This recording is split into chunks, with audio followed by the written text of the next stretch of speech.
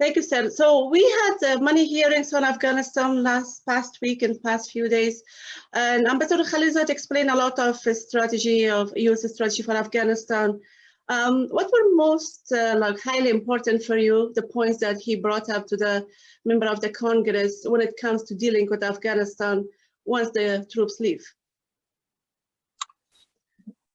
Well, I just fear that despite the best efforts of a talented diplomat, Ambassador Khalilzad, with whom I was privileged to work in Iraq and when he was in the United Nations as our ambassador there, and even before that when he was the ambassador in Afghanistan, that despite that, despite other measures that are going to be taken, are being determined and then established to ensure to the best of our ability that various risks are mitigated in terms of extremists reestablishing sanctuaries in Afghanistan, as was the case when Al-Qaeda planned the 9/11 attacks in eastern Afghanistan under Taliban rule at that time. Despite all of that, I fear that we will come to regret this decision, because there could very well be the return of a sense of civil war, a reality of civil war. I see no willingness on the Taliban to commit to the kind of meaningful, verifiable, sustainable agreements that would be necessary to enable some kind of sharing of power, some kind of, again, diplomatic resolution of the issues. And instead, I see a Taliban who has gotten everything that they wanted from the negotiations. They got their leaders and their fighters out of detention in Afghanistan. And now they are getting the US to leave, which then also means that our coalition partners leave. And over time, may mean that some of the contractors that maintain the sophisticated helicopters and fixed-wing aircraft of the Afghan security forces, which are so important to battlefield mobility and close air support, that all of that will happen. And again, that you'll see an erosion of security, and you will see individuals who, when their security is most challenged, fall back on their tribe, their ethnic group, their sectarian affiliation, their political party, whatever. And you may see again the kind of civil war that characterized the situation in Afghanistan after the collapse of the post-Soviet regime in Kabul, which took place 2 or 3 years after the departure of Soviet forces and when the Soviet funding eventually ran out. Many members of the Congress also criticized Ambassador Khalilzad for being so confident about the Taliban. And do you think, is it possible that the Afghan government will not collapse by the Taliban? And what is your exact advice for Afghan forces to fight back the Taliban? Well, the Afghan forces don't need any advice from one of their old partners. I have enormous admiration for the Afghan forces. There is no question but that Afghan forces are fighting and dying for their country, and for a democratically elected government, however many imperfections and shortcomings it may have, however frustrating, maddening the political situation in Kabul may be at any given time, they're fighting for a country that is very different from the one that the Taliban will establish if they are able to regain control of the country and to return that country to a theocratic, medieval government structure in which the soccer fields aren't for playing soccer, but for executions, as we saw when the Taliban ran the country before, when in fact Al-Qaeda was allowed to have the sanctuary in which the 9/11 attacks were planned. Again, I hope that all this is misplaced fear. I hope that this does not come to pass. But I know the objective reality on the ground. I know that the task of the Afghan security forces is that they must protect everything, or at least all the important infrastructure, district centers, provincial capitals, lines of communication, cities, populations, and so forth. And the Taliban only need to mass at a certain number of those, which forces the very fine special operations forces of Afghanistan, which number some 30 or 40,000, to respond to those various threats. And just over time, again, there will be a degradation, I fear, in the maintenance, the readiness of these different systems, especially if some of the Western contractors judge that security is not adequate to remain. Now, again, that all remains to be seen. But what I do not see is any willingness of the Taliban to negotiate in good faith an agreement that would be, in a degree, equitable for all, would be durable, would be verifiable, and again, would be mutually beneficial to Afghan citizens of whatever ethnic, sectarian, or political grouping they represent. President Biden also said that we won't take our eyes away from the terrorist threats in the region. How U.S. can ensure that this counterterrorism capabilities is enhanced in the region if the troops, they are leaving Afghanistan, and they are trying also looking at the option of basing in other regional partner or countries that they don't have an agreement so far? Well, I know that our military commanders, our intelligence officers, others are working very hard to identify ways to mitigate the risks of Al-Qaeda or the Islamic State or other extremists establishing sanctuaries on Afghan soil from which they could export terror to the countries of our allies in Europe, or perhaps even to our homeland, noting that, again, this is a much greater threat to many other countries than ours, although indeed the 9/11 attacks were planned on Afghan soil and the initial training of the attackers was carried out on Afghan soil. But once you do leave the country, when you leave your final base in Afghanistan, there currently are no basing rights in Pakistan. They've said they will not allow us to reestablish a base. It's questionable whether we might get a base in Uzbekistan at Karshi-Khanabad, where we once did have a base, but then that privilege was curtailed. But even from there, that's a bit of a commute to the fight, as they say, and you'd have to go over the Hindu Kush Mountains from the side of Afghanistan to get to the areas that will likely be most challenged early on, those that are mostly in the Pashto area of Afghanistan.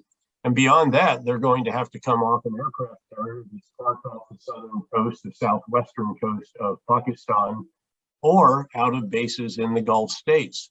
And that is a very long commute to the fight. So for our drones in particular, the unblinking eyes that we're able to establish over so many areas in Afghanistan to identify when you see what could be extremist activity and the establishment of sanctuaries and perhaps training bases and ranges and a variety of other facilities that might be the hub of extremist elements, as we have seen developed at various times. We have destroyed over the years, over the past 20 years, on a number of occasions, efforts by Al-Qaeda to reestablish bases in eastern Afghanistan, and more recently one down in southern Afghanistan in Helmand province, which was a bit of a surprise. But we were able to locate those with assets that are flying out of bases in Afghanistan, which can maintain the kind of dwell time, the unblinking eye, the orbit,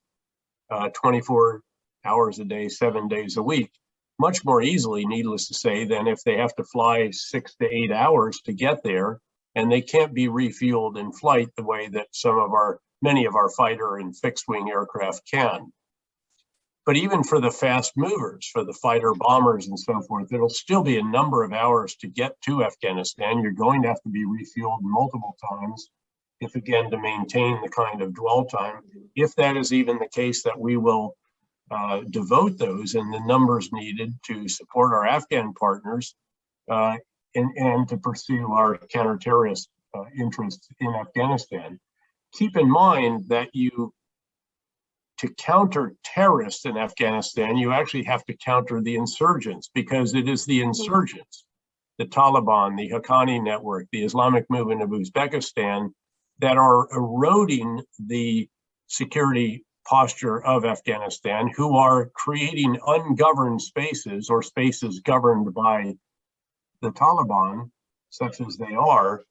And it is a fact that Islamist extremists will exploit ungoverned spaces anywhere in the Muslim world, and that certainly includes Afghanistan, which has areas that have just an incredible magnetic attraction that always eluded me when I've stood out in eastern Afghanistan and looked around the mountains and wondered, what is the appeal? What's the attraction?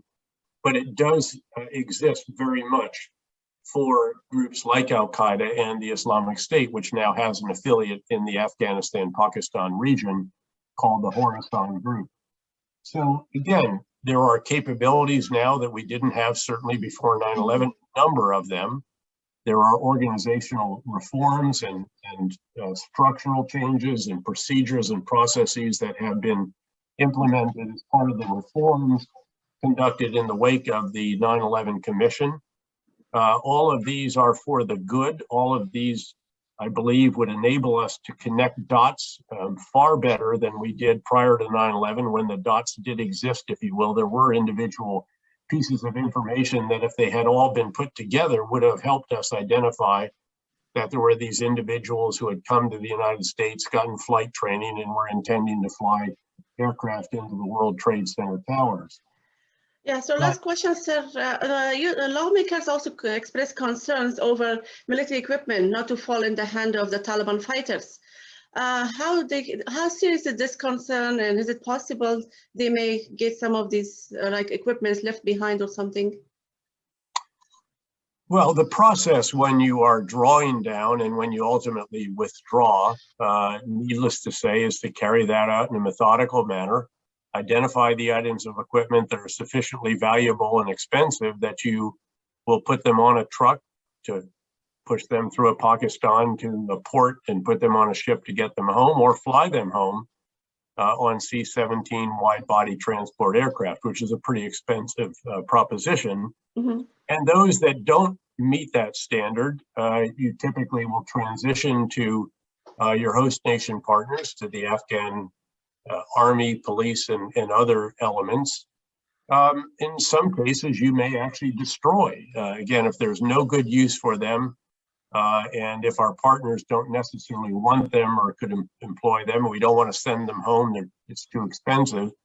But we will do everything possible, I am confident, to make sure that equipment, weapon systems, facilities, and so forth that could be useful to the enemy and could somehow fall into their hands will be rendered incapable, inoperable, or destroyed to make sure that that does not happen.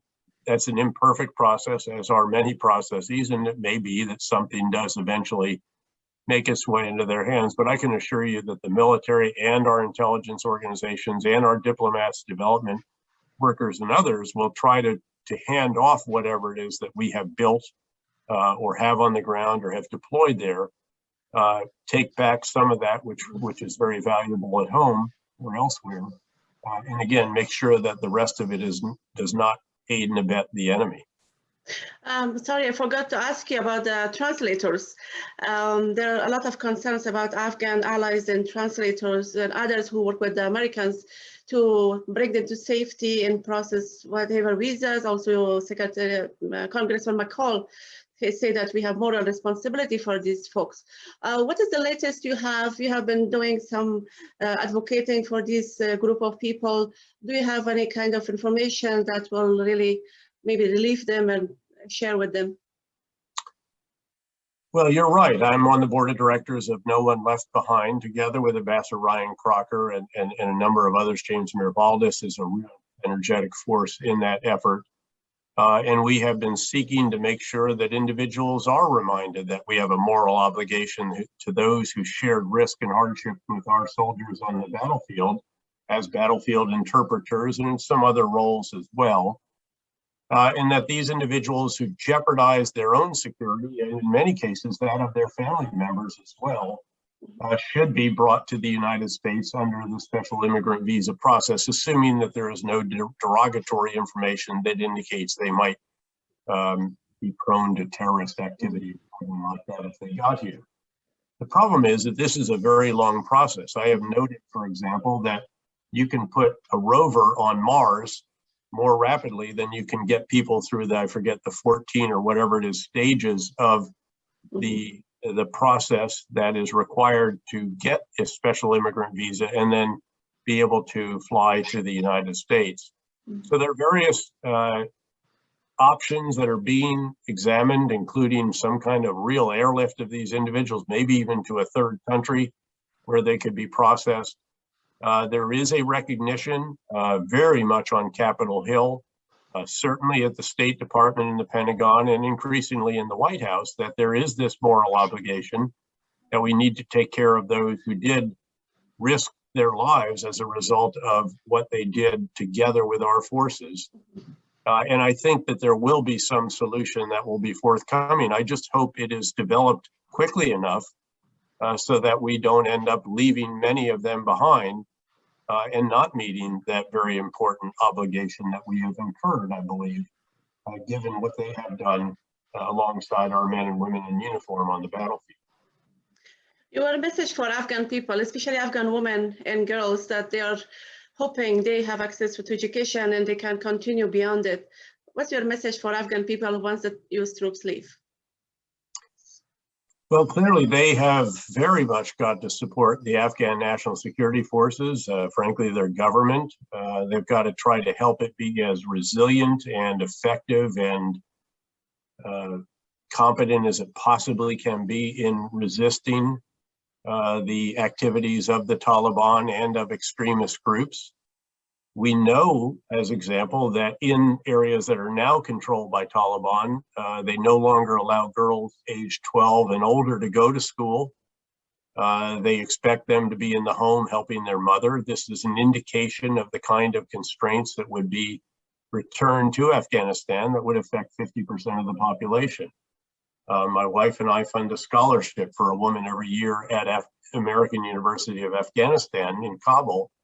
And we know that they have been emailing each other, the women there, and saying, we must study very hard. This could be our last semester. I hope this is not their last semester. I hope, again, that my worst fears are not realized. I hope that the assessment is inaccurate. And indeed, that the Afghan security forces continue to receive robust assistance from US and coalition countries, from our diplomats and development workers and the international organizations and others that do so much for the Afghan citizens, and that the Afghan security forces can show that they can stand up to the Taliban without all of the support that we have provided for them in terms of drones and close air support and precision munitions in recent years.